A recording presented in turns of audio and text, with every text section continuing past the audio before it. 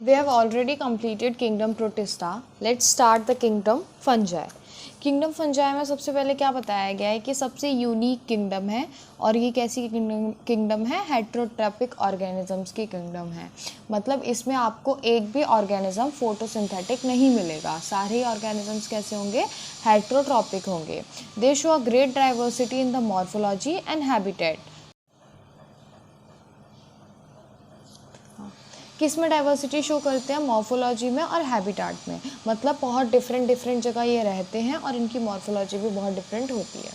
अब हम पढ़ेंगे कि जो फंजाई होता है वो हमें मॉइस्ट ब्रेड पे भी मिल सकता है। कोई ब्रेड आप गीली करके रख दो, उसमें आपको फंगस लग जाएगा। रॉटन फ्रूट्स में भी लग सकता है, जो फ्रूट सड़ जाते हैं उनमें फंगस लग जाता है, सुना भी होगा। अब जो मस्टर्ड की लीव्स होती हैं उनमें कभी कभी वाइट स्पॉट लग जाता है, वो क्या होता है, वो एक पैरासिटिक फंजाई होता है।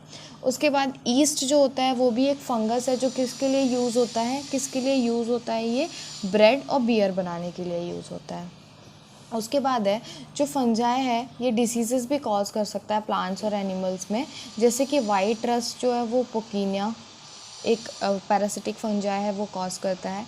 और जो एंटीबायोटिक के लिए यूज़ होता है वो कौन सा फंजाई है, पेनिसिलियम है। ठीक है। उसके बाद जो फंजाई होते हैं वो कॉस्मोपॉलिटन होते हैं। कॉस्मोपॉलिटन मतलब क्या होता है, ये हर जगह मिलते हैं, दे कैन फाउंड एवरीवेयर। उसके बाद ये ग्रो कहाँ करते हैं, तो वार्म और ह्यूमिड इन्वायरमेंट जहाँ भी मिल जाएगा वहाँ फंगस बहुत इजीली ग्रो कर जाते हैं। ठीक है। उसके बाद बताया है कि ये फिलामेंटस होते हैं, लेकिन एक एक्सेप्शन है ईस्ट, जो कि अभी हमने पढ़ा था किसके लिए यूज़ होता है, ब्रेड और बियर बनाने के लिए यूज़ होता है। वो कैसा फंगस है, यूनिसेलुलर फंगस है। और बाकी फंगस कैसे होते हैं, फिलामेंटस होते हैं।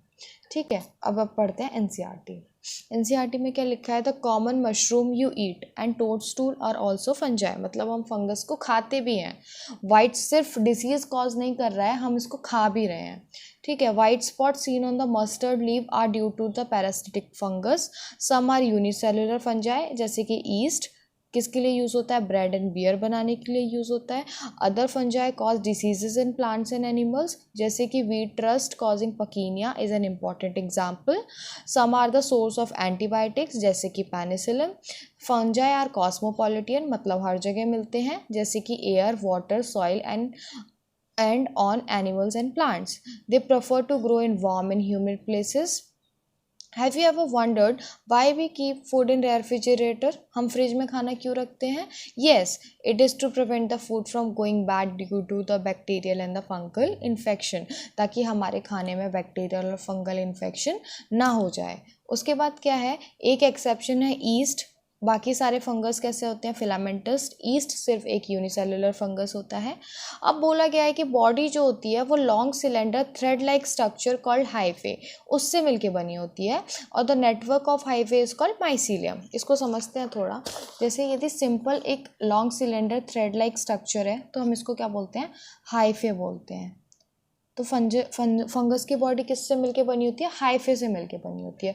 पर जब ये हाइफे नेटवर्क बना लेते हैं तो हम इसको क्या बोलते हैं, माइसीलियम बोलते हैं। क्या बोलते हैं, माइसीलियम बोलते हैं।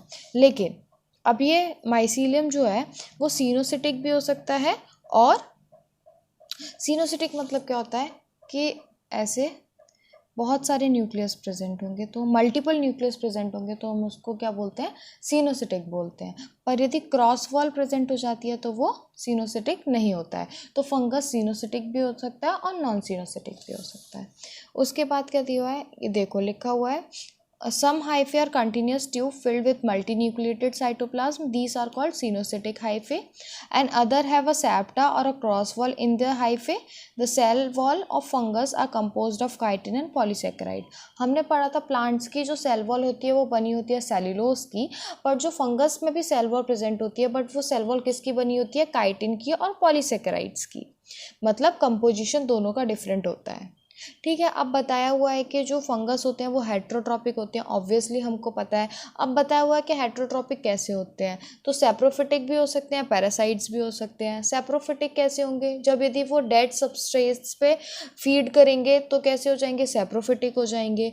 और जब वो लिविंग प्लांट्स एंड एनिमल पे फीड करेंगे तो वो कैसे हो जाएंगे, पैरासिटिक हो जाएंगे।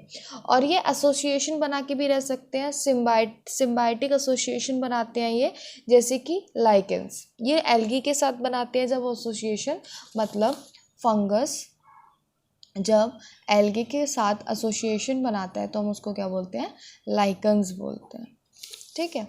और रूट्स ऑफ हायर प्लांट्स के साथ बनाता है तो क्या बोलते हैं हम उसको, माइकोराइजा बोलते हैं। Lichens and mycorrhiza are the association of fungus. उसके बाद रिप्रोडक्शन एक्सप्लेन किया गया है जो हम नेक्स्ट लेक्चर में पढ़ेंगे।